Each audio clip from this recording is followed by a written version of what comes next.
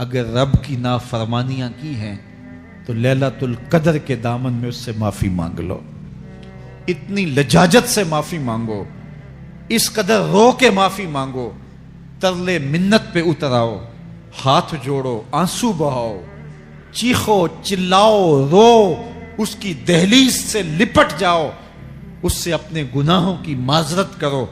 جب مالک نے معاف کر دیا اندر کی ساری بے چینیاں مٹ جائیں گے، دل کو قرار مل جائے گا، دل کو تسکین نصیب ہوگی۔ تسکین اس کی دہلیز سے تمہیں ملے گی، یہ اندر سے پھوٹتی ہے، باہر سے نہیں آتی ہے۔ تسکین کے قافلے اندر ہی اترتے ہیں، اندر سے اس کے سوتے پھوٹتے ہیں، اس کے چشمے پھوٹتے ہیں۔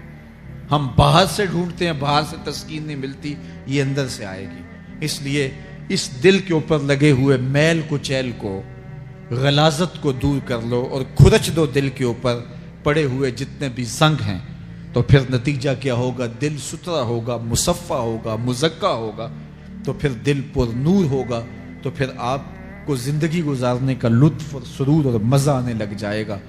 تو انسان جب دلیلیں تراشتا ہے، اس سے ایک بعض کا اپنے آپ کو بھی مطمئن کرنے کی کوشش کرتا ہے، اوروں کو بھی مطمئن کر لیتا ہے، لیکن حقیقت میں اطمینان نہیں ہوتا، وہ بے چینی ہوتی ہے کہ لیلۃ القدر کو آخری عشرے میں تلاش کرو۔ اور ایک روایت کے لفظ یہ ہیں کہ آخری عشرے کی تاک راتوں میں تلاش کرو۔ وہ تاک رات کون سی ہے؟ اس کو مخفی رکھا گیا۔ حضرت ابی بن قعب رضی اللہ تعالی عنہ صحابی رسول ہیں، فرماتے ہیں میں قسم کھاتا ہوں کہ وہ رات 27ویں شب ہے۔ حضرت بایزید بسطامی علیہ رحمہ فرماتے ہیں مجھے زندگی میں یہ رات 2 بار ملی ہے اور دونوں بار 27ویں شب ہی تھی۔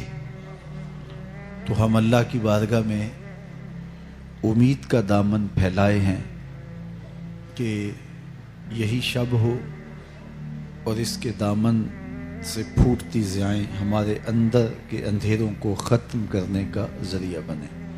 جوانی وہی ہے جو مالک کی چوکھٹ پہ گزرے۔ اپنے دل کا تعلق جوڑو، عشق کرنا ہے تو پھر آمنہ کے لال سے کرو، محبت کا رشتہ ان سے جوڑو، تعلق کا ربط ان سے قائم کرو، جوانی کو دین کی راہ پہ ڈالو۔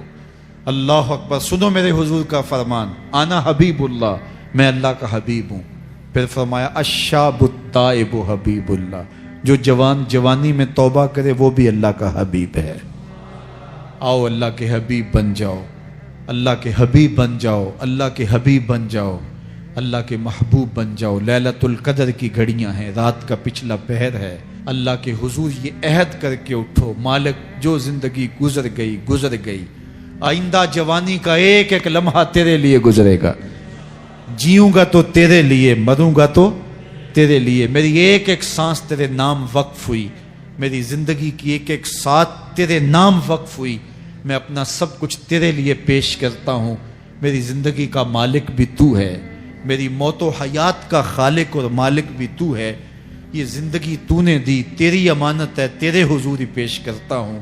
اور لیلۃ القدر کی گھڑیوں میں اس عزم کے ساتھ گھروں کو لوٹو کہ اللہ میری زندگی کا ایک ایک لمحہ تیرے نام ہوا، آنے والے موسم تیرے نام ہوئے، میری جوانی تیرے نام ہوئی، میرے آنسو تیرے نام ہوئے، میری پیشانی تیرے نام ہوئی، میرے دل کی دھڑکن تیرے نام ہوئی، میری صلاحیتیں تیرے نام ہوئی۔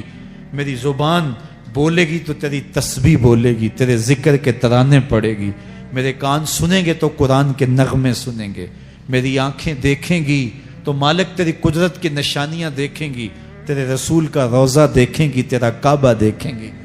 مالک میری زبان سچائی کے نور سے مالا مال ہوگی اور میں ساری زندگی تیرے نام کرتا ہوں۔ اور جب آپ اپنی ساری زندگی اللہ کے نام کر دیں گے تو پھر وہ پوری کائنات تمہارے نام کر دے گا۔ کی محمد سے وفا تو نے تو ہم تیرے ہیں، یہ جہاں چیز ہے کیا لوح و قلم تیرے ہیں۔ مجھے آپ کو اپنے معاد کی، آخرت کی فکر کرنی چاہیے۔ یہ راتیں آتی ہیں اور چلی جاتی ہیں، اور ایک وقت آئے گا کہ یہ راتیں آئیں گی اور ہم نہیں ہوں گے۔ کتنے لوگ ایسے ہیں جو پچھلے سال تھے لیکن آج نہیں ہیں، ان سے گزشتہ سالوں میں تھے آج نہیں ہیں۔ تو اللہ ہمیں ہر سال یہ رات مبارک کرتا ہے، نصیب ہوتی ہے۔ اللہ آپ کی قسمت میں ایسی بہت ساری راتیں نصیب کرے، لیکن بہرحال ایک وقت ایسا آنے والا ہے کہ یہ راتیں تو آئیں گی لیکن ہم موجود نہیں ہوں گے۔ تو یہ جو میسر راتیں ہیں، ان کے دامن سے پھوٹتی ضیائیں ہمیں اپنے اندر سمو لینی چاہیے کہ ہم دنیا پہ نہ بھی ہوں گے تو یہاں سے جو ہم نے نور لیا ہوگا وہ قبر میں بھی چراغاں کرے۔ باطن کی روشنی، اندر کے اجالے اور روح کا چراغاں اس رات کے دامن سے لیا جا سکتا ہے۔ حضور علیہ السلام رمضان المبارک کے آخری عشرے میں کثرت کے ساتھ عبادت کرتے تھے۔ حضرت سیدہ عائشہ رضی اللہ تعالی عنہا فرماتی ہیں کہ حضور کمر بستہ ہو جاتے اور اپنا تہ بند کس کے باندھ لیتے، خود بھی جاگتے اور اہل خانہ کو بھی بیدار رکھتے۔ زندگی میں یہ ساعتیں جو ہمیں مقسوم ہوئی ہیں، یہ سعادت بری ساعتیں ہیں۔ پچھلی امتوں کے حصے میں اس طرح کے لمحات کب آئے ہیں؟ یہ ایک رات 1000 مہینے کی عبادتوں سے افضل، بہتر اور بھاری ہے۔ میرے حضور نے ارشاد فرمایا، ایک بندہ صبح سے لے کے ظہر تک مزدوری کرتا ہے، اس کو ایک کی رات دیا جاتا ہے۔ ایک بندہ ظہر سے عصر تک مزدوری کرتا ہے، اس کا وقت تھوڑا ہے، اس کو بھی ایک کی رات دیا جاتا ہے۔ اور ایک شخص عصر سے لے کر مغرب تک مزدوری کرتا ہے، اس کا وقت دونوں سے کم ہے، لیکن اس کو مزدوری 2 کی رات دی جاتی ہے۔ فرمایا پہلی مثال یہود کی ہے، دوسری مثال نصارہ کی ہے، اور تیسری مثال میری امت کی ہے کہ تھوڑے کام پر بھی اجر زیادہ رکھا گیا ہے۔ تو اس امت کو جب اتنا نوازا گیا ہے کہ ایک ایک رات اتنی برکتوں کی حامل عطا ہوئی ہے، تو پھر ہمیں بہت زیادہ کوشش کر کے برکتیں سمیٹ لینی چاہیے۔ ان گھڑیوں کے دامن سے نکلتے اجالے اپنے اندر سمو لینے چاہیے۔ یہ سعادتیں اپنی روح میں جذب کر لینی چاہیے، تاکہ جب ہم اس دنیا سے جائیں تو ہمارے پاس ایک بہت بڑا روشنیوں کا ذخیرہ ہو جو ہماری قبر میں بھی چراغاں کرے، حشر میں بھی روشنی دے، اور ہمیں کہیں بھی اندھیروں کا سامنا نہ کرنا پڑے، چونکہ روشنیاں تو ہم نے یہاں سے لے کے جانی ہیں۔ تو یہاں سے کتنی روشنیاں لے کے جاتے ہیں، یہ ہماری ہمت ہے، یہ ہماری کوشش ہے۔ اللہ نے تو لوٹ سے لگائی ہے، اس کی رحمتیں مسلسل ہمارے اوپر برس رہی ہیں، اور یہ صدقہ ہے آمنہ کے لال کا، ورنہ ہم اس قابل کہاں تھے۔ تو میں اللہ کی بارگاہ میں آپ سب کے لیے دعا گو ہوں، آپ میرے لیے دعا گو رہیں کہ اس شب نور کی برکتیں ہمیں نصیب ہوں۔ حضور نے ارشاد فرمایا، من قام لیلۃ القدر ایمانا و احتسابا غفر له ما تقدم من ذنبہ، جس نے لیلۃ القدر میں قیام کیا ایمان اور محاسبہ نفس کے ساتھ، اللہ اس کے پچھلے سارے گناہ معاف فرما دیتا ہے۔ ام المومنین سیدہ عائشہ رضی اللہ تعالیٰ عنہ فرماتی ہیں کہ میں نے عرض کی، اے اللہ کے محبوب صلی اللہ علیہ وسلم، اگر میں لیلۃ القدر کو پالوں تو مجھے پھر کیا دعا مانگنا چاہیے؟ تو حضور نے ارشاد فرمایا، اگر تم لیلۃ القدر پالو تو یہ دعا مانگو، اللہم انک عفو تحب العفو فاعف عنی، اے اللہ تو معاف کرنے والا ہے، معاف کرنے کو پسند کرتا ہے، میرے معاملات سے درگزر فرما۔ تو اللہ تعالیٰ اس رات کی برکتوں سے ہمیں اپنی پناہ میں، امان میں، حفاظتوں کے حصار میں رکھے۔ ہر سال لیلۃ القدر کے موقع پر اور شب برات کے موقع پر دور و نزدیک سے آنے والے سامعین کو کتاب اللہ سے کچھ ضروری مضامین پیش کرنے کی سعادت پاتا ہوں، کیونکہ مجھے پتہ ہے کہ یہاں آنے والے لوگ بڑی دور دور سے آتے ہیں اور اپنے محلوں کو، اپنی بستیوں کو، اپنے شہروں کو چھوڑ کے یہاں پہنچتے ہیں، تو ان کا ایک لمحہ بھی ضائع نہ ہو، ان کی ایک ایک ساتھ کی قدر کی جائے اور ان کو با مقصد باتیں جو ان کی پوری زندگی میں ان کے لیے نفع کا سبب ہوں، ان کو یہاں سے دی جائیں۔ تو قرآن مجید سے بہتر اور کیا پیغام ہو سکتا ہے؟ تو انشاءاللہ آج آپ کے سامنے کتاب اللہ سے ایک مضمون رکھوں گا۔ اللہ کتاب و سنت کے اجالوں سے ہمارے من کے سارے اندھیرے اور ظلمتیں دور کر دے۔ سورہ القیامہ میرا آج کا مضمون ہے، جو 40 آیات پر مشتمل ہے۔ سورۃ القیامہ قیامت کے اس بات اور اس کے ہولناک منظر کی عکاسی پر مشتمل ہے۔ معاد کا یقین ہماری زندگی میں نظم پیدا کرتا ہے۔ اگر کسی قوم کو احتساب کا یقین نہ ہو تو اس کی زندگی بے ربط ہو جاتی ہے، لوٹ مار کا بازار گرم کر لیتا ہے کہ مجھے کون پوچھنے والا ہے۔ لیکن جس قوم میں احتسابی عمل مضبوط ہو، وہاں لوٹ مار کا بازار گرم نہیں ہو سکتا۔ تو دنیا کے اوپر نظم قائم رکھنے کے لیے احتسابی عمل بہت ضروری ہے۔ دنیا بھر کے دانشور یہ بات کہتے آئے ہیں۔ اگر جرائم ختم کرنے ہیں تو انصاف فراہم کرنا پڑے گا۔ اگر عدالتیں قابل فروخت مال بن جائے، تھانے بکنے لگ جائیں، تو پھر معاشرے جرائم سے پاک نہیں رہ سکتے۔ تو عدالتی نظام اگر بے لاگ ہوگا اور انصاف لوگوں کی دہلیز تک پہنچے گا تو معاشرے ستھرے اور پاکیزہ ہوں گے اور ایک خوبصورت معاشرتی نظم قائم ہوگا۔ تو احتسابی عمل اور عدالتی نظم اچھا رکھنے کے نتائج ہم اپنی آنکھوں سے دیکھتے ہیں۔ تو کیا آخرت کا احتساب ہونا ضروری نہیں، جہاں افراد کا اور قوموں کا فرد عمل پیش ہو اور پھر جزا و سزا ان کو دی جائے؟ تو اسلام نے جو معاد اور آخرت کا تصور دیا ہے، یہ فرد اور قوم کی زندگی میں ایک نظم پیدا کرتا ہے۔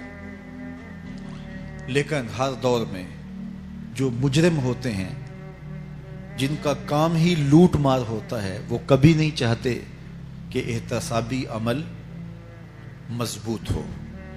وہ چاہیں گے کہ عدالتیں قابل فروخت جنس بن جائیں، تھانوں کی بولیاں دی جا سکیں اور انصاف کبھی بھی قائم نہ ہو۔ تو بے لاگ احتساب کا وہ کبھی بھی رواج نہیں پڑنے دیں گے۔ جو لوگ آخرت کے تصور کو جھٹلاتے ہیں، ان ساری قوموں کو دیکھ لیں جنہوں نے آخرت کو جھٹلایا۔ وہ قومیں ہیں جو برائی میں لت پت تھی، اور گناہوں بری زندگی بسر کر رہی تھی۔ اب ایسی قومیں کبھی پسند نہیں کرتی کہ کوئی آخرت بھی ہو جس کا خوف انہیں گناہوں کی اور بدیوں کی زندگی سے نکالے، کیونکہ وہ اس زندگی سے نکلنا ہی نہیں چاہتے، تو آخرت کا وہ ڈٹ کے انکار کرتے۔ قریش مکہ نے بھی آخرت کا ڈٹ کے انکار کیا اور کہا کہ ہم آخرت کو نہیں مانتے، چونکہ اگر وہ آخرت کو مان لیتے ہیں تو پھر زندگی کی تمام تر مکاریاں، دجل و فریب، تلبیسات، لوٹ مار، ظلم و جبر جو کمزوروں پر وہ روا رکھے ہوئے تھے، اس کا جواز باقی نہیں رہتا تھا۔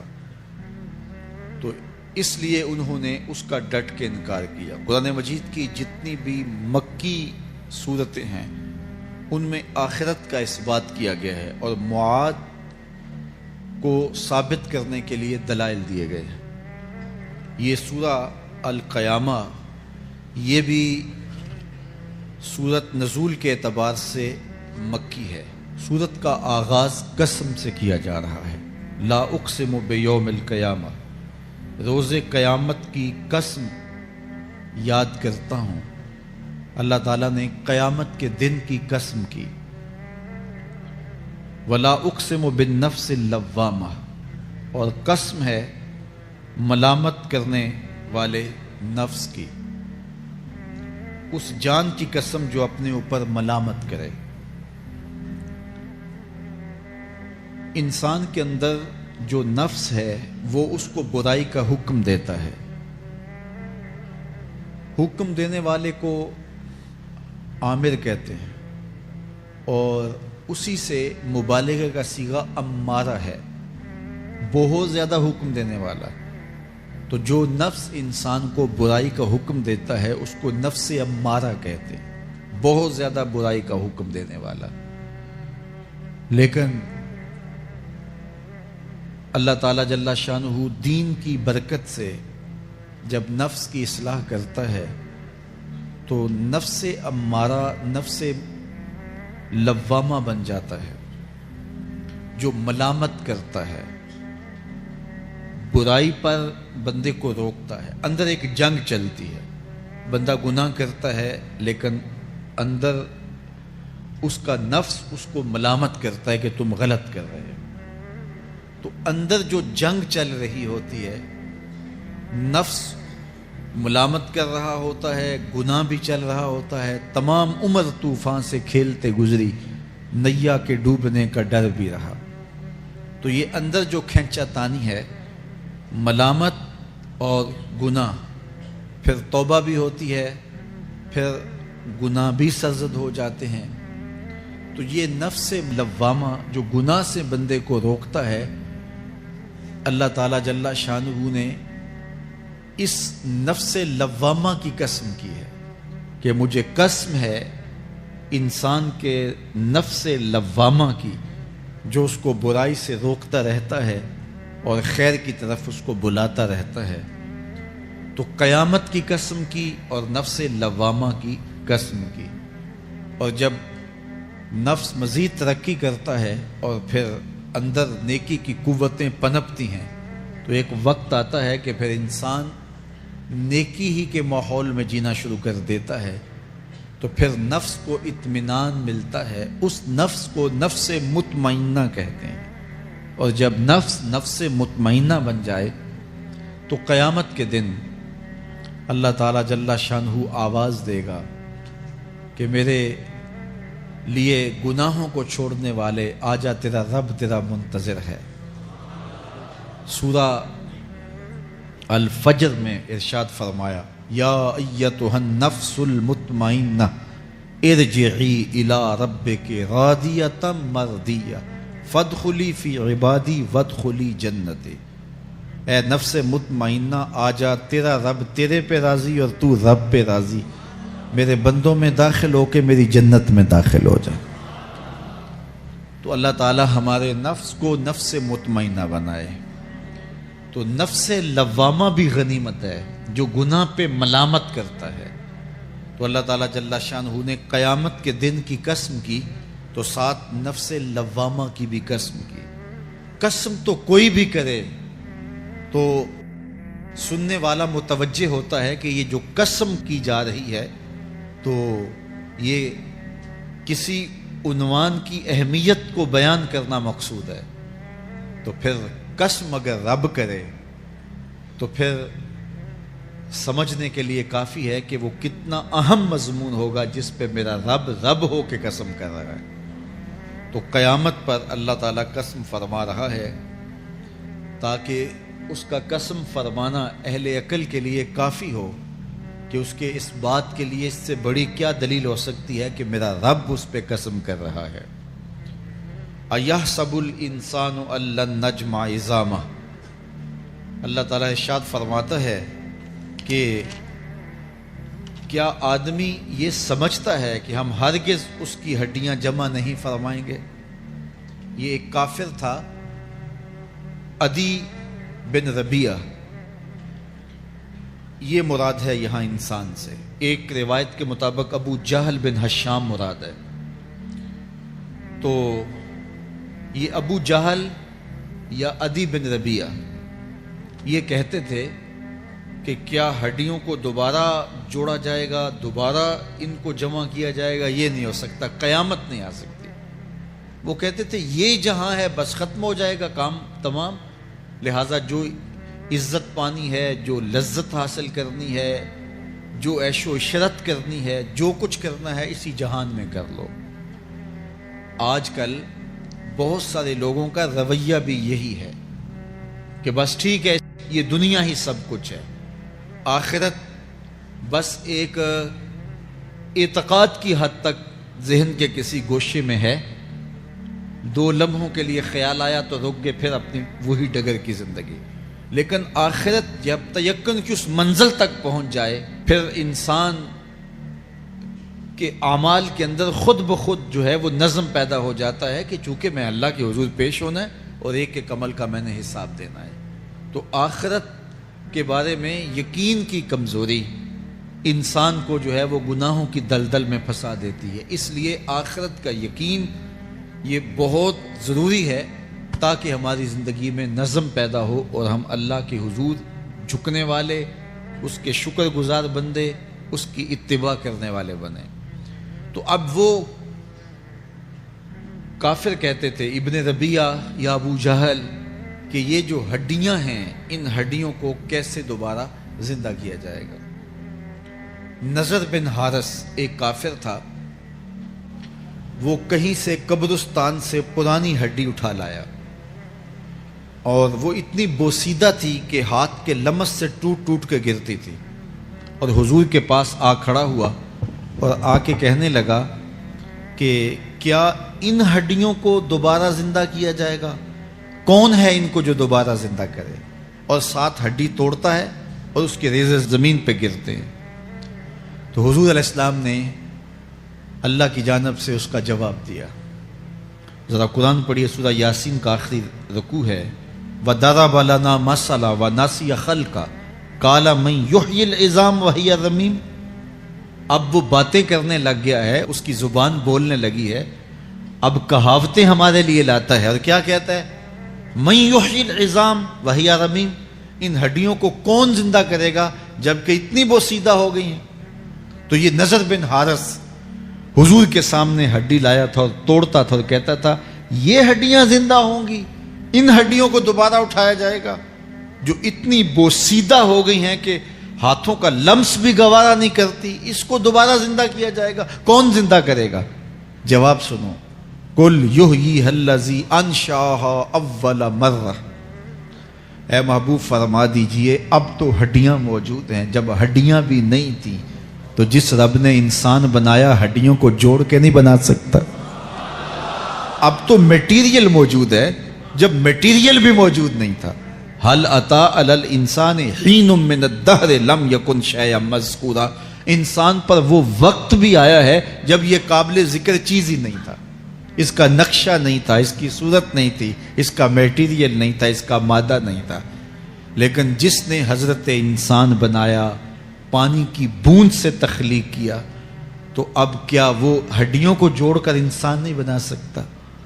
تو یہ کفار بات کرتے تھے کہ نہیں نہیں نہیں، اتنی بوسیدہ ہڈیوں کو کیسے زندہ کیا جائے گا، یہ بات سمجھ میں نہیں آتی۔ پھر ان کے ذرے بکھر گئے، بعض انسانوں کو جانور چیڑ پھاڑ کے کھا گئے، کچھ وہ کھا گئے، کچھ ہڈیاں پڑی رہ گئیں، کچھ ان کی ہڈیاں راکھ بن کے اڑ گئیں۔ تو کیسے ہو سکتا ہے کہ ان کو دوبارہ زندہ کیا جائے، ان کے اجزاء جوڑے جائیں؟ اب یہ عدی بن ربیعہ نے بھی یہی کہا۔ اللہ ارشاد فرماتا یحسب الانسان ان نجمع عظامہ، یہ آدمی گمان کرتا ہے، کہتا ہے کیا ہڈیوں کو دوبارہ زندہ کیا جائے گا؟ اللہ فرماتا ہے کیوں نہیں، ہم اس بات پہ قادر ہیں کہ اس کے انگلیوں کے پور پور کو دوبارہ کھڑا کر دیں، اور اس کے اجزاء جو بکھرے ہوئے ہیں ان کو ہم اکٹھا کر کے دوبارہ ان کو جوڑ دیں۔ ہمارے لیے کوئی مشکل نہیں ہے، لیکن یہ اس کا خیال ہے کہ ہڈیوں کو کیسے جوڑا جائے گا۔ لیکن سورہ یاسین میں جو دلیل دی اس پہ کس قدر جو ہے وہ اشش کرنے کو جی چاہتا ہے۔ فرمایا کہ قل یحییھا الذی انشأھا اول مرہ، یہ کہتے ہیں یہ ہڈیاں کون جوڑے گا؟ کہا جب ہڈیاں بھی نہیں تھی، جس نے ہڈیاں بنائی اس کے لیے جوڑنا کیا مشکل ہے؟ تو یہ عجیب تم نے بات کی۔ تو اللہ تعالیٰ جل شانہ قیامت کے دن ہمارے وجود دوبارہ اٹھائے گا اور اپنے حضور بندوں کو کھڑا کرے گا اور ان سے سوال پوچھے گا۔ یہ نہیں ہے کہ جو مرضی کرتے گئے، ایک آدمی نے ظلم کیا، جبر کیا، زیادتیاں کی، لوگوں کا حق لوٹا، لوگوں کا مال غصب کیا، عزتیں پامال کی، اور اتنا مؤثر تھا کہ عدالتیں وہ خرید لیتا تھا، کچہریاں وہ خرید لیتا تھا، پولیس وہ خرید لیتا تھا، کوئی اسے پوچھنے والا نہیں تھا، اس کی بات چلتی تھی، اس کا فون چلتا تھا، اس کا رکا چلتا تھا، عیش و عشرت کی زندگی گزاری اور مر گیا، ہزاروں کے حق غصب کر کے، ہزاروں کا مال ہڑپ کر کے، لوگوں کی آبروئیں لوٹ کے مر گیا اور قبر میں چلا گیا، بس قصہ ختم۔ اب نہ وہ اٹھے گا نہ اس سے حساب لیا جائے گا، تو پھر انصاف کہاں گیا؟ ایک عدالت ایسی ہونی چاہیے کہ جس عدالت میں اس کو بھی پکڑا جائے اور ٹکٹکی پہ باندھا جائے کہ دنیا پر تو کسی نے تجھے پکڑا نہیں، آ اس عدالت میں تیرے خلاف سلطانی گواہ بھی موجود ہیں اور تجھے گناہوں کا، جرم کا بدلہ بھی دیا جائے گا، اور منصف جو ہے وہ انصاف کرے اور ان مظلوموں کو کھڑا کیا جائے کہ دنیا پر تو تمہاری داد رسی کسی نے کی، اس دربار میں تمہاری پوری پوری داد رسی کی جائے گی۔ عقل مانتی ہے کہ ایک ایسا دربار ہونا چاہیے، ایسا احتسابی عمل ہونا چاہیے، ایک ایسی عدالت لگنی چاہیے کہ جس کا کہیں جسے انصاف نہیں ملا اس کو وہاں جا کے انصاف ملے، اور وہ دن قیامت کا دن ہے۔ اس کا یقین زندگی میں نظم پیدا کر دیتا ہے اور تھر تھر بدن کانپتا ہے کہ آج اگر ہم مؤثر بھی ہو جائیں اور کسی کے سامنے جواب دے نہ ہوں، لیکن ایک عدالت تو ہے جہاں ہم نے جواب دہ ہونا ہے اور اپنے ایک ایک عمل کا حساب دینا ہے۔ تو اللہ ارشاد فرماتا ہے کہ اس عدالت کے سامنے تم نے پیش ہونا ہے، تمہارے جوڑ جوڑ کو اللہ تعالیٰ دوبارہ کھڑا کرے گا اور اس کو دوبارہ تخلیق کرے گا اور پیدا کرے گا، اور تم دوبارہ کھڑے ہو جاؤ گے، اس کے حضور پیش ہوگے۔ بل یرید الانسان لیفجر امامہ، بلکہ آدمی چاہتا ہے کہ اس کی نگاہ کے سامنے بدی کرے۔ استغفر اللہ۔ یہ ایک ظالم کافر تھا، وہ حضور کی خدمت میں آیا، کہنے لگا میں نہیں مانتا قیامت آئے گی۔ حضور نے اس کو دلائل دیے، تو جب دلائل کے سامنے بے بس ہو گیا تو کہنے لگا کہ جس قیامت کی آپ بات کرتے ہیں وہ قیامت آ بھی گئی تو میں نہیں مانوں گا۔ اللہ اکبر۔ تو وہ انکار کرنے والوں کی انتہا ہوتی ہے، اور ذرا دیکھیے وہ کیا بول رہا ہے، بل یرید الانسان لیفجر امامہ۔ اس کی سرکشی دیکھیے، اس کا تمرد دیکھیے۔ وہ کہتا ہے اچھا اگر قیامت قائم ہوئی تو یہ گناہ، یہ جرم، یہ بدی، یہ بدکاریاں، یہ ظلم جو میں کرتا ہوں، یہ بدکاریاں رب کے سامنے کروں گا۔ کیسی ڈٹائی ہے، مذاق اڑاتا ہے، تمسخر اڑاتا ہے آخرت کا۔ کہتا ہے جو بدیوں کا کاروبار میں نے گرم کیا ہے، جو بدکاریاں میری زندگی کا معمول ہیں، جو دادے عیش دیتا ہوں، جو عزتوں کو پامال کرتا ہوں، جو غریبوں کے پنجے توڑتا ہوں، جو لوگوں کا حق غصب کرتا ہوں، جو برائیاں کرتا ہوں، اگر قیامت قائم بھی ہو گئی تو میں یہ سارے جرم رب کے سامنے کروں گا، پھر وہ مجھے پکڑ کے دکھائے۔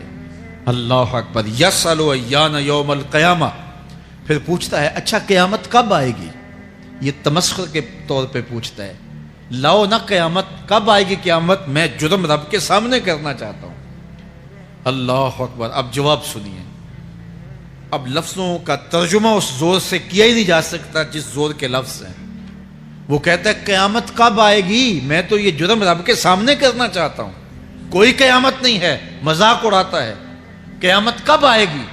آواز آئی، فَإِذَا بَرِقَ الْبَصَرُ وَخَسَفَ الْقَمَرُ وَجُمِعَ الشَّمْسُ وَالْقَمَرُ۔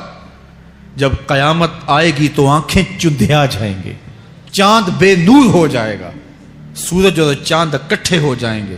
یقول الانسان یومئذ این المفر۔ آج جو کہتا ہے کہاں ہے قیامت، اس دن بھاگتا پھرے گا، کوئی پناہ گاہ ہو بتاؤ، کوئی ہے ٹھکانہ چھپنے کا، کوئی پناہ گاہ ہے؟ کلا لا وزر، آواز آئے گی کوئی ٹھکانہ نہیں ہے، آج کوئی ٹھکانہ نہیں ہے۔ الی ربک یومئذ المستقر، اگر ٹھکانہ ہے تو صرف رب کے پاس ہے، انہیں ٹھکانہ ملے گا جو رب کے بندے ہیں اور اس کی دہلیز پہ آنے والے ہیں۔ یُنَبَّأُ الْإِنسَانُ یومئذ بما قدم وأخر، اللہ تعالیٰ اس دن بتا دے گا جو آگے بھیجا اور وہ بھی بتا دے گا جو پیچھے چھوڑا۔ ایک ایک چیز تشت ازبام ہو جائے گی۔ یوم تبلی السرائر فما لہ من قوت ولا ناصر، اللہ فرماتا سارے راز کھل جائیں گے۔ جو بند کمروں میں جرم کیے، داد عیش دیتا رہا، وہ بھی کھل جائیں گے، اور پھر کوئی طاقت نہیں ہوگی، کوئی زور نہیں ہوگا، کوئی زر نہیں ہوگا جو اس کو بے نقاب ہونے سے بچا سکے۔ اے داور حشر میرا نامہ اعمال نہ پوچھ، اس میں کئی پردہ نشینوں کے بھی نام آتے ہیں۔ تو وہ کتنا سخت دن ہوگا۔ ارشاد فرمایا جائے گا کہ جو آگے بھیجا، جو پیچھے چھوڑا، جو جرم کرتا رہا، جو نیکیاں کی، جو برائیاں کی، سب کچھ تشت ازبام ہو جائے گا۔ بل الانسان علی نفسہ بصیرہ، بلکہ آدمی خود اپنے حال پر اچھی طرح خود آگاہ ہے۔ ہم اسے نامہ اعمال کے دفتر دیں گے جہاں سب کچھ لکھا ہوگا۔ قرآن بتاتا جب نامہ اعمال سامنے آئے گا تو وہ بے ساختہ پکار اٹھے گا، ما لہذا الکتاب لا یغادر صغیرۃ ولا کبیرۃ الا احصاها، ہائے اس کتاب کو کیا ہوا، اس نے چھوٹی بڑی کوئی بات نہیں چھوڑی، سب کچھ لکھ دیا۔ نامہ اعمال سامنے ہوگے، زمین بولے گی، ہاتھ پاؤں بولیں گے، فرشتے بولیں گے، کرامن کاتبین بتائیں گے یہ کیا کیا جرم کرتا رہا، کیا کیا گناہ کرتا رہا۔ تو اس دن ہر شے سامنے آ جائے گی۔ تو یہ تو ثبوت ہوں گے ہی ہوں گے، لیکن اللہ فرماتا ہے ثبوت تو اپنی جگہ، لیکن بل الانسان علی نفسہ بصیرہ، کیا انسان کو خود نہیں پتا کہ وہ کہاں کھڑا ہے؟ اس کو اپنے جرائم کی فہرست خود یاد ہے، اس کے ضمیر پہ خود اس کا بوجھ موجود ہے۔ اسے یہ نامہ اعمال نہ بتاتے، فرشتے نہ بتاتے، پھر بھی اسے پتا تھا کہ میں کیا ہوں اور کہاں میں نے جرم کیا ہے۔ وَلَوْ أَلْقَى مَعَاذِيرَهُ، اللہ اکبر، اگر اس کے پاس جتنے بہانے ہوں سب لا ڈالے، جب بھی کوئی اس کا بہانہ نہیں سنا جائے گا۔ قیامت کا دن ہوگا، دنیا کے اوپر تو بہانوں سے انسان بچ نکلتا ہے۔ کوئی جھوٹ بول لیا، کوئی جھوٹا گواہ پیش کر دیا، کوئی مکر کر لیا، کوئی رشوت چل گئی، کوئی سفارش کام آ گئی، کوئی بہانہ تراش لیا، بات کو توڑ موڑ کے پیش کر لیا۔ لیکن قیامت کا جب دن ہوگا تو کوئی نہ جھوٹا گواہ چلے گا، نہ رب کی پولیس رشوت لیتی ہے، نہ وہاں انصاف کے خلاف کوئی کام ہوگا، اور نہ ہی کوئی بہانہ چل سکے گا۔ اللہ اکبر۔ دوسری بات مفسرین نے یہ بھی لکھی کہ بعض اوقات یہ ہوتا ہے کہ انسان اپنے گناہ پر، اپنے جرم پر کوئی بہانہ تلاش کر کے لوگوں کو مطمئن کر لیتا ہے۔ جو اس نے جرم کیا، کسی سے زیادتی کی، کسی کا حق غصب کیا، تو لوگوں نے ملامت کی تو وہ کوئی بہانہ تراشتا ہے اور لوگوں کو مطمئن کر لیتا ہے۔ بعض کا لاجواب کر دیتا ہے، بعض کا مطمئن بھی کر لیتا ہے۔ وہ لوگوں کو تو مطمئن کر لیتا ہے لیکن وہ خود مطمئن نہیں ہو سکتا۔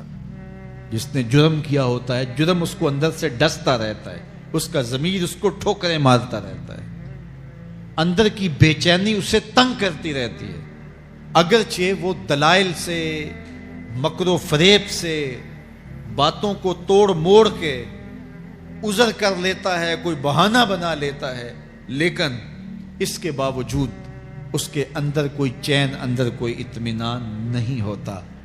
اللہ اکبر! تو مجرم بے چین رہتا ہے۔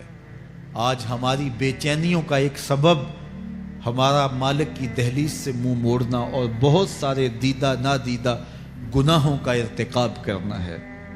جب ہم سے سستیاں ہو جاتی ہیں، کوتاہیاں ہو جاتی ہیں، تو وہ گناہ ہمارا پیچھا نہیں چھوڑتے اور ہمیں بے چین اور مضطرب رکھتے ہیں۔ تو بعض اوقات جو ہے وہ ہم کہتے ہیں کہ پتہ نہیں بے چینی کیا ہے۔ بے چینی گناہوں کی ہے۔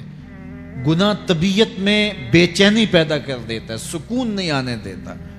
اطمینان کی دولت چھن جاتی ہے جب کوئی شخص گناہ کرتا ہے، اور یہ لازمی نہیں ہے کہ وہ کسی کا حق غصب کرے، اس نے کسی کی عزت ہی پامال کی ہو، اس نے کسی کی آبرو پہ حملہ کیا ہو۔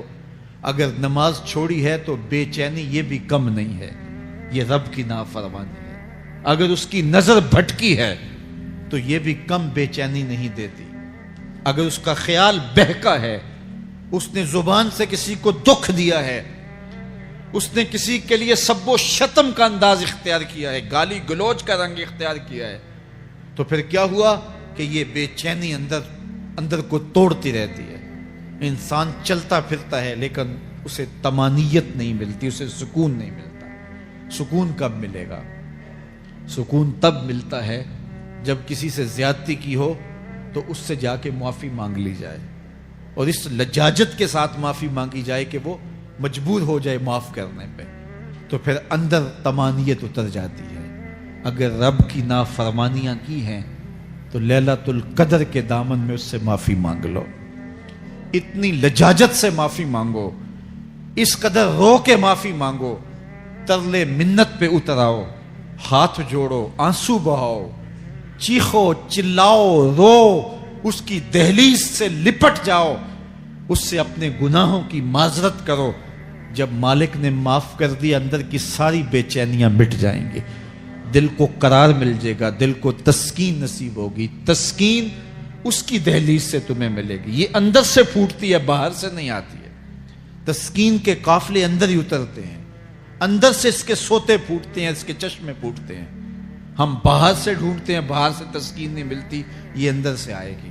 اس لیے اس دل کے اوپر لگے ہوئے میل کچیل کو، غلاظت کو دور کر لو اور کھرچ دو دل کے اوپر پڑے ہوئے جتنے بھی زنگ ہیں، تو پھر نتیجہ کیا ہوگا؟ دل ستھرا ہوگا، مصفا ہوگا، مزکا ہوگا، تو پھر دل پر نور ہوگا، تو پھر آپ کو زندگی گزارنے کا لطف اور سرور اور مزہ آنے لگ جائے گا۔ تو انسان جب دلیلیں تراشتا ہے، اس سے بعض اوقات اپنے آپ کو بھی مطمئن کرنے کی کوشش کرتا ہے، اوروں کو بھی مطمئن کر لیتا ہے، لیکن حقیقت میں اطمینان نہیں ہوتا، وہ بے چینی ہوتی ہے۔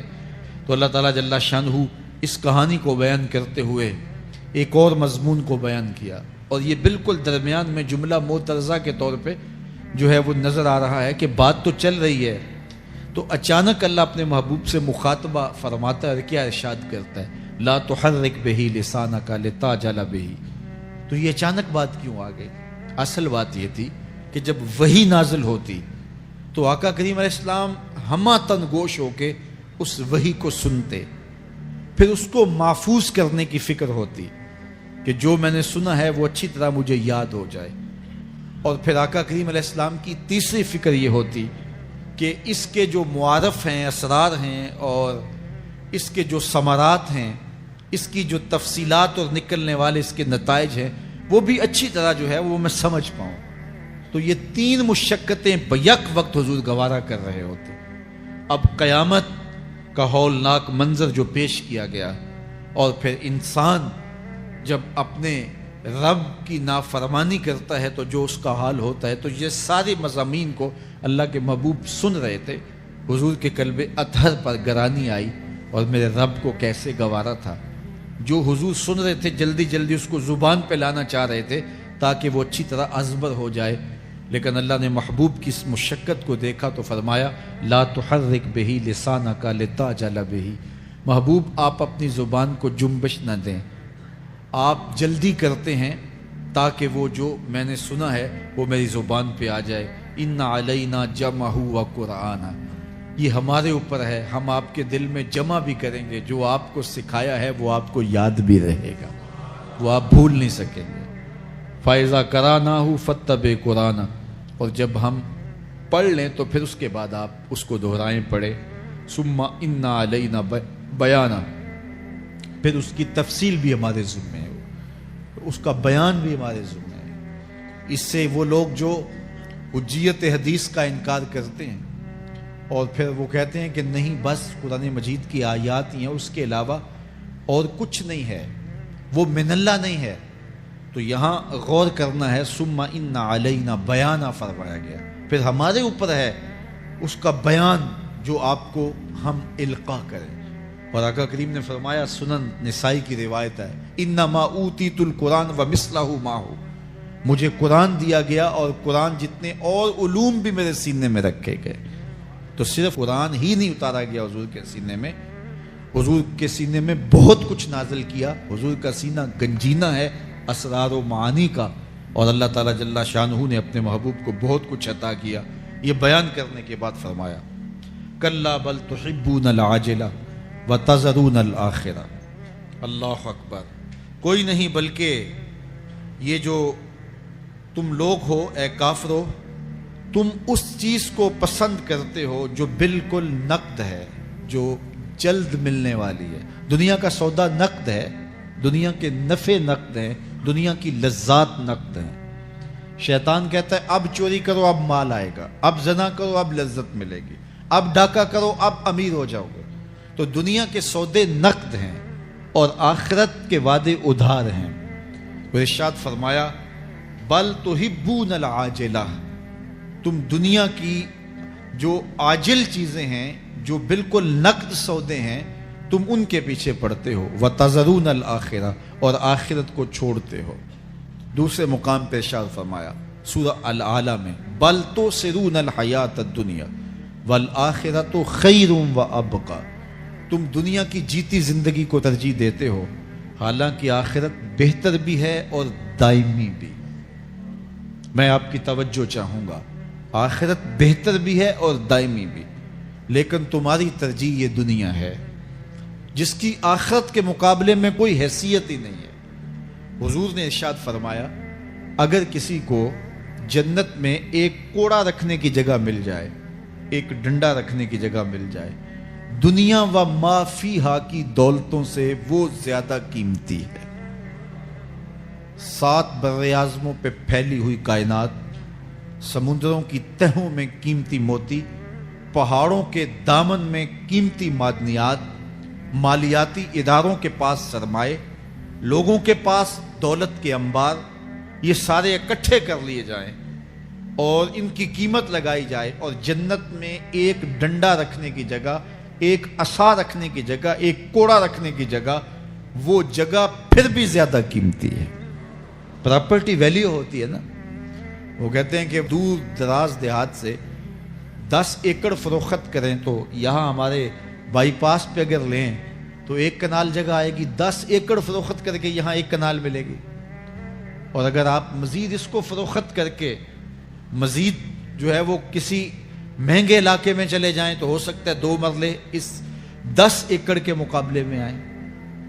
تو اس طرح مختلف جگہوں کی پراپرٹی ویلیو ہوتی ہے۔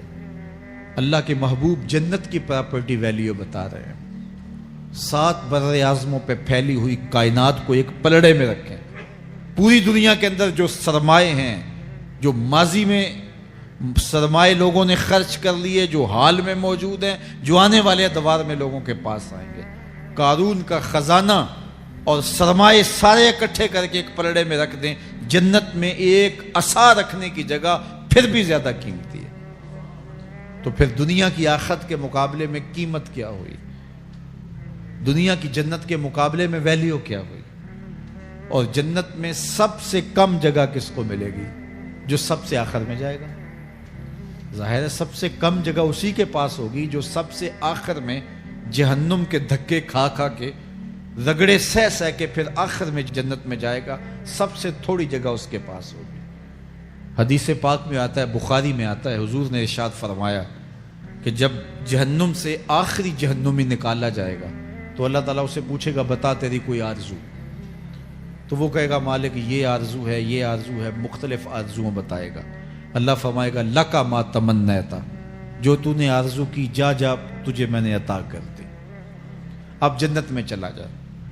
تو اس کی تو توقع یہ ہوگی کہ سایہ دیوار جنت میں جگہ مل جائے تو غنیمت ہے، اور اگر جنت کے اندر جاؤں تو کوئی جھونپڑا مل جائے 2 مرلے کا تو وہ بھی کافی ہے۔ لیکن اللہ اسے کتنی جگہ دے گا؟ اللہ فرمائے گا جا جنت میں، تیرے لیے جنت میں دنیا سے 10 گنا جگہ ہے۔ 7 بر اعظموں کو 10 سے ضرب دے تو کہا کہ دنیا سے 10 گنا جگہ تیرے لیے، اس کو یقین ہی نہیں آئے گا۔ وہ کہے گا اتسخر وانت الملک، میرے رب تو بادشاہ ہو کے مجھ سے مذاق کر رہا ہے؟ اللہ فرمائے گا نہیں، تیرے لیے 10 گنا جگہ ہے، اور اس کے لیے 10 گنا جگہ ہوگی جو سب سے آخر میں جنت میں جائے گا۔ میں آپ کی توجہ چاہوں گا، جو آخری جنتی ہے اس کے پاس کتنی جگہ ہوگی، کتنی پراپرٹی ہوگی؟ آج تو 2 10 20 50 مربع کسی کے پاس ہوں تو وہ اتراتا ہوا چلتا ہے کہ میں اتنا بڑا ذمہ دار ہوں۔ جنت میں آخری جنتی کی جگہ کتنی ہوگی؟ دنیا سے 10 گنا جگہ۔ تو داتا گنج بخش علی حجویری کی جاگیروں کا عالم کیا ہوگا؟ بابا فرید الدین گنج شکر کی جاگیروں کا عالم کیا ہوگا؟ پھر اصحاب رسول کی جاگیروں کا عالم کیا ہوگا؟ قیمتی کتنی جگہ کہ ایک ڈنڈا رکھنے کی جگہ مل جائے، دنیا و ما فیہا سے وہ قیمتی، اور وہ قیمتی جگہ دنیا سے 10 گنا جگہ اس کو دی جائے گی جو سب سے آخر میں جائے گا۔ تو مجھے بتائیے اس سے بڑا بے وقوف کوئی ہے جو آخرت کو برباد کر کے دنیا کا سودا کرتا ہے؟ بل تؤثرون الحیات الدنیا والآخرۃ خیر وابقی، کہا آخرت بہتر بھی ہے اور دائمی بھی ہے، نہ ختم ہونے والی زندگی ہے۔ تو یہاں بھی ارشاد فرمایا کلا بل تحبون العاجلہ وتذرون الآخرہ، تم نقد کے پیچھے دوڑتے ہو، آخرت جو ادھار ہے اس کی پرواہ نہیں کرتے ہو۔ یہ نقد تمہیں مل بھی جائے، پہلی تو بات ہے ملتی نہیں ہے، دنیا تمہارے آگے بھاگتی ہے اور تم پیچھے بھاگ رہے ہو۔ کچھ حصہ تمہیں مل بھی گیا تو وہ کتنے سالوں کے لیے؟ 60 سال 70 سال، یہ تو بڑی لمبی زندگی ہے۔ ہمارے ہاں 45 سال ایوریج نکالی گئی ہے۔ 60 سال بھی کوئی جی لے، 70 سال بھی کوئی جی لے، کیا حیثیت ہے آخرت کے مقابلے میں؟ آخرت کا ایک دن یوم حشر قرآن بتاتا ہے 50,000 سال کا ہوگا۔ 50 سال کا نہیں، 50-100 سال کا نہیں، 50,000 سال کا ایک دن۔ پھر اس کے بعد نہ ختم ہونے والی زندگی، مینڈے کی شکل میں موت کو بھی ذبح کر دیا جائے گا، موت کو بھی موت آ گئی، اب موت نہیں ہے، نہ ختم ہونے والی زندگی۔ اور جو جنت میں چلا گیا سب سے آخر میں جانے والے کی یہ جائیدادیں۔ تو اصل زندگی تو آخرت کی زندگی ہے۔ کلا بل تحبون العاجلہ وتذرون الآخرہ، یہ تو ایک سودا ہے۔ اب اللہ تعالیٰ ایک اور چیز بتا رہا ہے، ذرا غور کیجئے۔ دنیا کی محبت دل میں ایسی پیدا ہو گئی کہ ہمیں سال کے بعد ماہ سیام میں مسجد میں آنا نصیب ہوتا ہے، اور ہم اپنی ہی دنیا میں مگن ہیں کہ یہی دنیا سب کچھ ہے۔ یہ کائنات بھی دیکھو، میرا رب بیان کر رہا ہے وجوہ یومئذ ناظرہ الی ربہا ناظرہ۔ وہ دن جب آئے گا تو جب بندے اس کے حضور حاضر ہوں گے جنہوں نے اپنی زندگی حزم و احتیاط سے گزاری ہوگی، رب کی اتباع میں، فرما برداری میں، اس کے حکموں کو پورے کرتے بسر کی ہوگی، پھر ان کو صلہ کیا ہوگا؟ اللہ فرمایا کچھ چہرے ہوں گے جو تر و تازہ ہوں گے، کھل کے گلاب ہو جائیں گے، چہرے منور اور تابہ ہوں گے۔ یہ اتنے کھلے کیوں ہوں گے، چہرے گلاب کیوں ہوں گے؟ الی ربہا ناظرہ، اس لیے کہ رب کا دیدار نصیب ہوگا۔ رب کا دیدار نصیب ہوگا تو چہرے کھل جائیں گے اور چہرے شگفتہ ہو جائیں گے، چہرے تر و تازہ ہو جائیں گے۔ یار کوئی پرانا دوست مل جائے اور آپ سخت صدمے کے ماحول میں ہوں تو اچانک اسے دیکھ لیں تو آپ کا چہرہ کھل جاتا ہے اور آپ کا چہرہ گلاب بن جاتا ہے، تو پھر کیا منظر ہوگا؟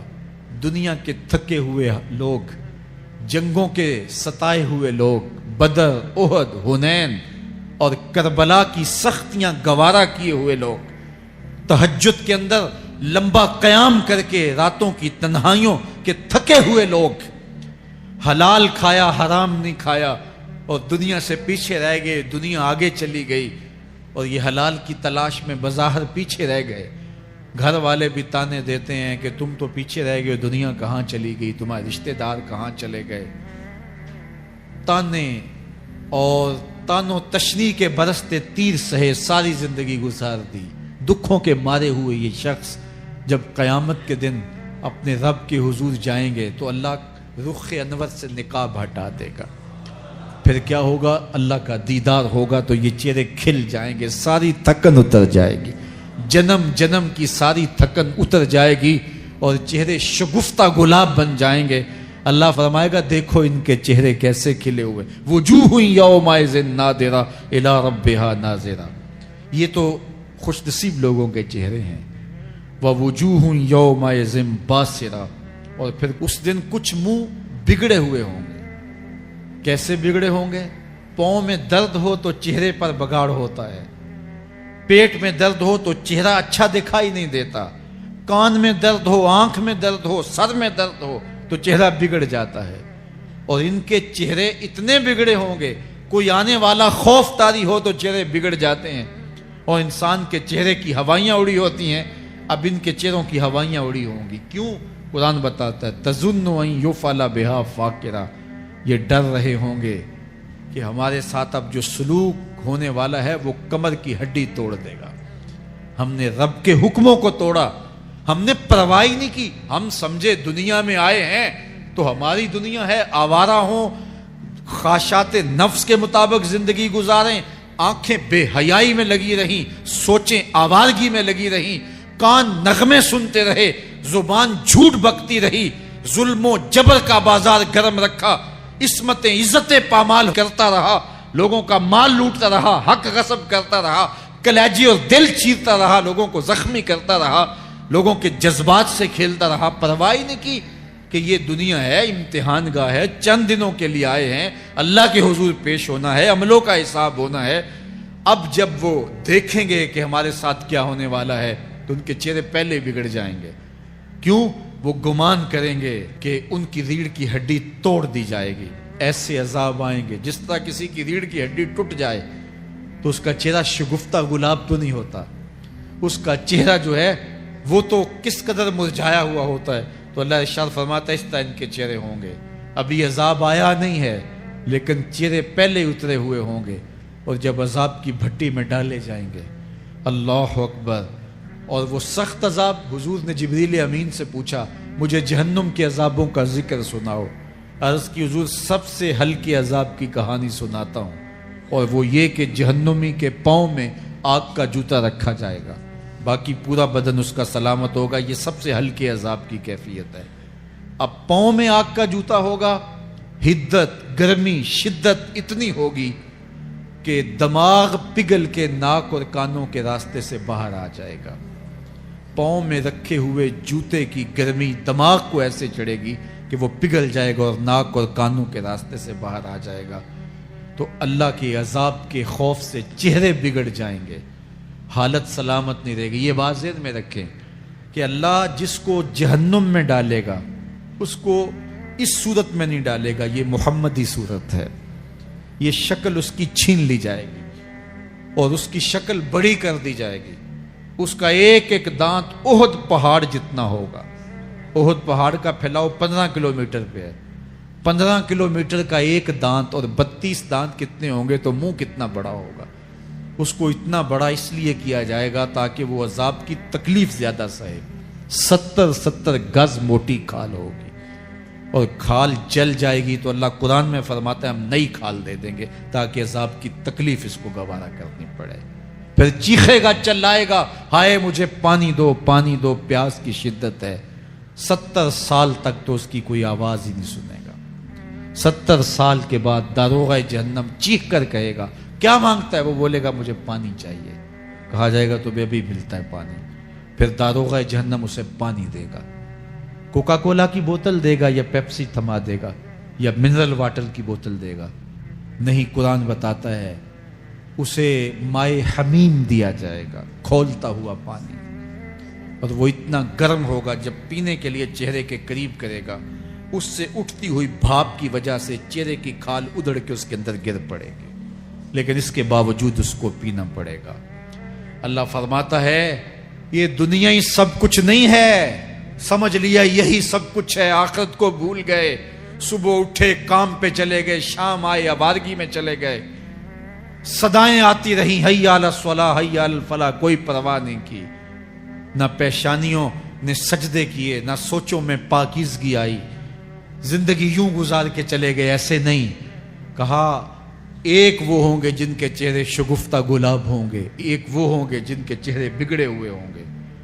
اللہ اکبر، کلا اذا بلغت التراقی، یہ تو قیامت کا منظر ہے نا، قیامت سے قبل بھی ایک منظر ہے، اللہ اس منظر کو بھی بیان کر رہا ہے، کلا اذا بلغت التراقی، ہاں ہاں جب جان گلے کو پہنچ جائے گی، اے انسان تیرے اوپر وہ گھڑی بھی آنے والی ہے، وہ وقت بھی آنے والا ہے جب سانس اس ہنسلی میں اٹک جائے گا، جب سینے سے بھی سانس اوپر چلی گئی، اب ڈاکٹر بھی لا علاج قرار دے رہے ہیں کہ اب علاج نہیں رہا ہے، جان بس اب نکلنا چاہ رہی ہے، اور کہا جائے گا کوئی جھاڑ پھونک والا بلاؤ، اب ڈاکٹروں نے تو جواب دے دیا، اب سانس اٹک گئی گلے میں، چند لمحوں کی مہمان ہے، اب ڈاکٹروں نے کہا اب ہماری جانب سے لا علاج ہو گیا، اب لے جاؤ اس کو گھر یا وینٹیلیٹر پہ ڈال دیتے ہیں اس کو، بس اب ہماری جانب سے کوئی اس کا علاج نہیں ہے۔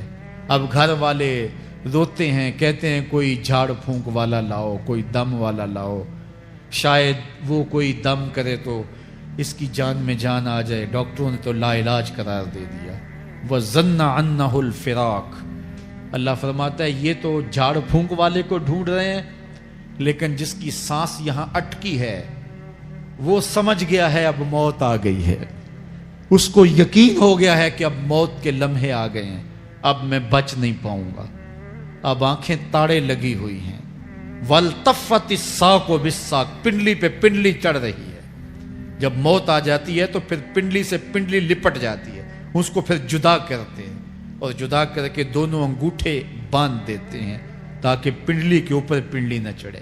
اللہ وہ منظر بیان کرتا ہے، صاحب یہ وقت آنے والا ہے جب دونوں انگوٹھے باندھ دیے جائیں گے، جب ناک میں روئی ٹھونس دی جائے گی، جب چٹے لباس میں کفن دیا جائے گا، جب غسال کے سامنے بے بس پڑے ہوں گے، وہ چاہے یہ بازو اٹھائے چاہے یہ بازو اٹھائے، گرم پانی ڈالے یا سرد پانی ڈالے، جب بس پڑے ہوئے ہوں گے جو ہے وہ غسل دینے والوں کے، اور ناک میں روئی ہوگی اور دونوں انگوٹھے آپس میں بندھے ہوں گے، یہ محل، یہ ماڑی، یہ کوٹھیاں، یہ بنگلے جس کو سویر شام لگ کے حلال حرام کی تمیز کیے بغیر بنایا تھا، غوث اعظم رضی اللہ تعالیٰ عنہ بولے مکان بنا رہا ہے، بسیں گے اور حساب تو جا کے دے گا، اور یہ تو ایک رات بھی تجھے اس گھر کے اندر نہیں رکھیں گے کہ چلو ایک رات مہمان رکھ لیں، کہتے ہیں نہیں نہیں مہمانوں نے بھی جانا ہے تو جلدی کرو، اس کو سپرد کراؤ، وہ تو تیرا لباس بھی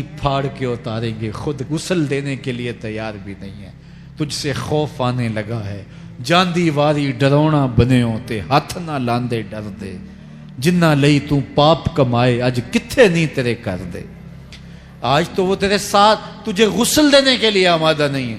وَالْتَفَّتِ السَّاقُ بِالسَّاقِ، جب پنڈلی پہ پنڈلی چڑھنے لگ جائے گی، إِلَىٰ رَبِّكَ يَوْمَئِذٍ الْمَسَاقُ، اس دن تیرے رب کی طرف ہی لوٹ کے جانا ہے۔ فَلَا صَدَّقَ وَلَا صَلَّىٰ، اس نے نہ تو سچ مانا اور نہ نماز پڑھی، وَلَٰكِنْ كَذَّبَ وَتَوَلَّىٰ، ہاں جھٹلایا اور منہ پھیر کے چل پڑا۔ ثُمَّ ذَهَبَ إِلَىٰ أَهْلِهِ يَتَمَطَّىٰ، پھر اپنے گھر کو اکڑتا ہوا چلا۔ اولا لک فاولا ثم اولا لک فاولا، تیری خرابی آ پہنچی، ہاں تیری خرابی آ پہنچی۔ ایحسب الانسان ان یترک سدی، انسان دنیا میں یہ گمان کرتا ہے اس کو سدا چھوڑ دیا جائے گا۔ سدا عربی میں ایسے اونٹ کو کہتے ہیں جس کی مہار کسی کے ہاتھ میں نہ ہو، شترے بے مہار، جہاں مرضی جس گھاٹ سے چاہے پانی پیے، جہاں سے مرضی چارہ لے۔ تو شتر بے مہار کو کہتے ہیں سدا. تو یہ انسان بھی گمان کرتا ہے کہ میں بھی سدا ہوں, مجھے کوئی کیوں پوچھے, میرے جذبات پہ کوئی کیوں قدغن لگائے, مجھے کیوں روکے کوئی.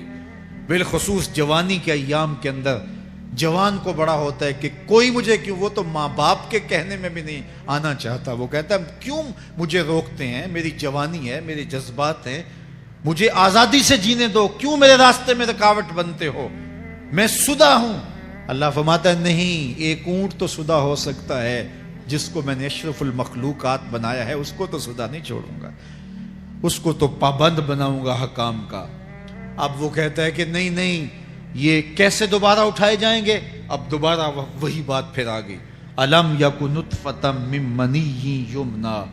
اللہ فرماتا ہے ایک بوند تھی نا, پانی کا ایک قطرہ تھا جو رحم مادر میں رکھا گیا, ثم کان علقہ, پھر وہ پانی کا قطرہ لوتھڑا بنا, فخلق فسوی, پھر اللہ نے اسے پیدا فرمایا اور پھر ٹھیک ہموار کیا, فجعل منہ الزوجین الذکر والانثی, پھر اس سے وہ جوڑ بنائے, کوئی مرد بنایا کوئی عورت بنائی.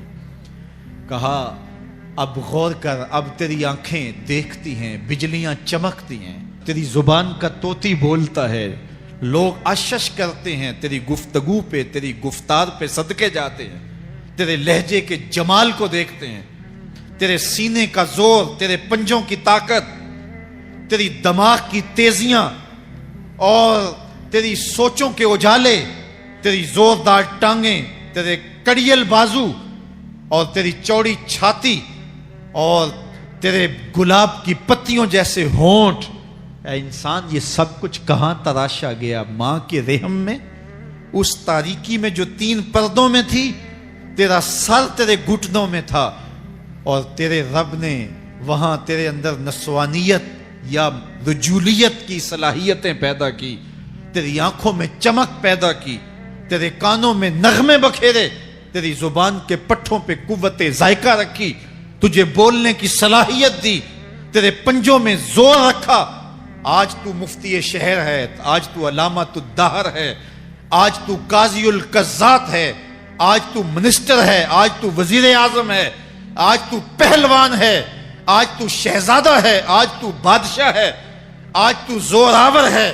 آج تیری طاقت کے کیا کہنے, آج شیروں کو تو نچا لیتا ہے, ہاتھیوں کو تو بٹھا لیتا ہے, آج تو بڑا زوراور گھڑ سوار ہے.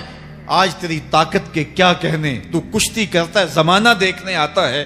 آج تیری طاقت کے شوہرے ہیں, تیری عظمت کے تنتنے ہیں.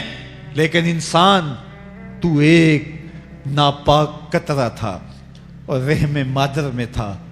تیرے اندر یہ رنگ کس نے بھرے, تیرے کانوں میں نغمے کس نے رکھے, تجھے دماغ کی قوتیں کس نے دی, زبان کو بولنا کس نے سکھایا, آنکھوں میں توانائیاں کس نے رکھی, تیری زبان کا طوطی بولتا ہے, یہ سلیقے کس نے دیے. پھر اللہ فرمایا, کتنا زوردار بیان ہے, الیس ذالک بقادر علی ان یحیی الموتى. جو ماں کے پیٹ میں ایک نطفے کو ایک خوبصورت انسان بنا سکتا ہے, ہڈیوں کو جوڑ کے دوبارہ انسان نہیں بنا سکتا. کیا وہ دوبارہ تجھے کھڑا نہیں کر سکتا اپنے سامنے پیش ہونے کے لیے, جس کے حکموں کو تو نے توڑا ہے, جس کے فرامین کا تو نے مذاق اڑایا ہے؟ کیا وہ اتنا ہی بے بس ہے کہ اپنے حضور تجھے جو ہے وہ کھڑا ہی نہیں کر سکتا ہے؟ جس رب نے تجھے ماں کے شکم میں شکل دی. حضرت شیخ فرید الدین عطار بولتے ہیں, سانے کستی سلاتی می شود, ایسا کاریگر ہے مٹی سے بادشاہ بنا ڈالتا ہے.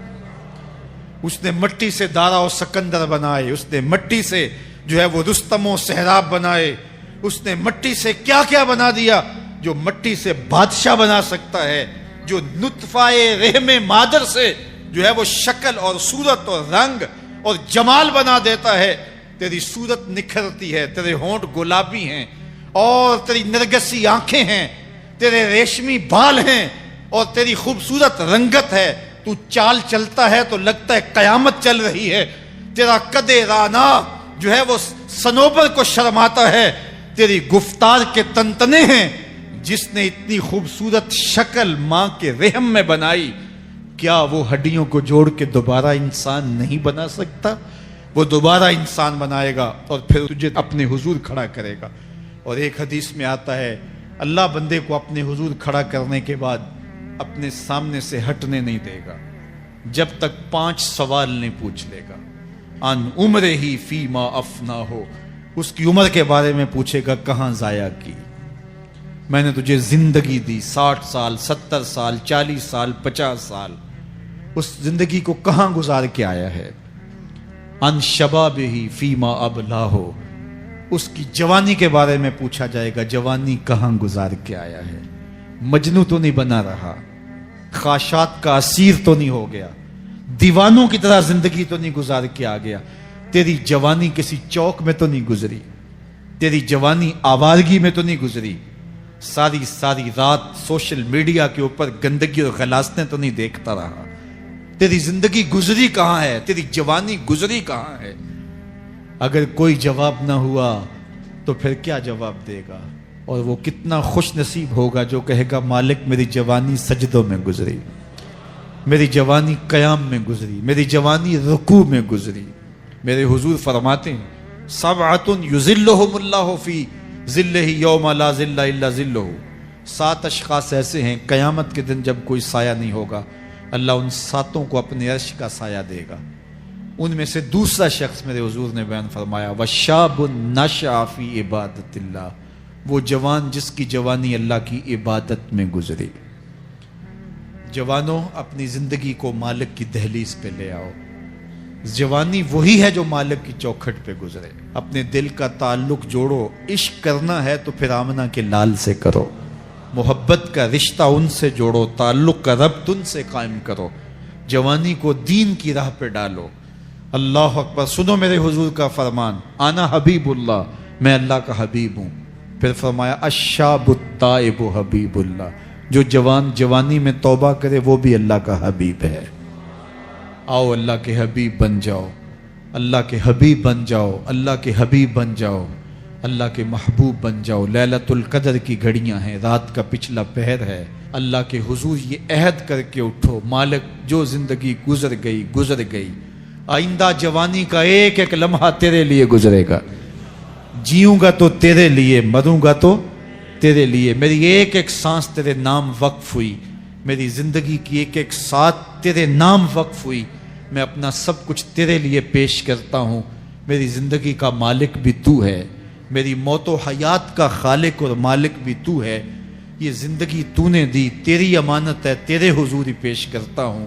اور لیلۃ القدر کی گھڑیوں میں اس عزم کے ساتھ گھروں کو لوٹو کہ اللہ میری زندگی کا ایک ایک لمحہ تیرے نام ہوا، آنے والے موسم تیرے نام ہوئے، میری جوانی تیرے نام ہوئی، میرے آنسو تیرے نام ہوئے، میری پیشانی تیرے نام ہوئی، میرے دل کی دھڑکن تیرے نام ہوئی، میری صلاحیتیں تیرے نام ہوئی، میری زبان بولے گی تو تیری تسبیح بولے گی، تیرے ذکر کے ترانے پڑے گی، میرے کان سنیں گے تو قرآن کے نغمے سنیں گے، میری آنکھیں دیکھیں گی تو مالک تیری قدرت کی نشانیاں دیکھیں گی، تیرے رسول کا روضہ دیکھیں گی، تیرا کعبہ دیکھیں گی۔ مالک میری زبان سچائی کے نور سے مالا مال ہوگی اور میں ساری زندگی تیرے نام کرتا ہوں۔ اور جب آپ اپنی ساری زندگی اللہ کے نام کر دیں گے تو پھر وہ پوری کائنات تمہارے نام کر دے گا۔ کی محمد سے وفا تو نے تو ہم تیرے ہیں، یہ جہاں چیز ہے کیا لوح و قلم تیرے ہیں۔ اللہ آپ سب کو اپنی پناہ میں، امان میں اور حفاظتوں کے حصار میں رکھے۔ رانا تھوڑا دے گیوں سانو اتے پا گیوں وچ فکراں،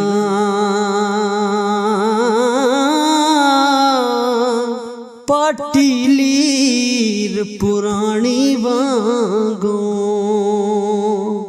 تے ٹنگ گیوں وچ ککراں۔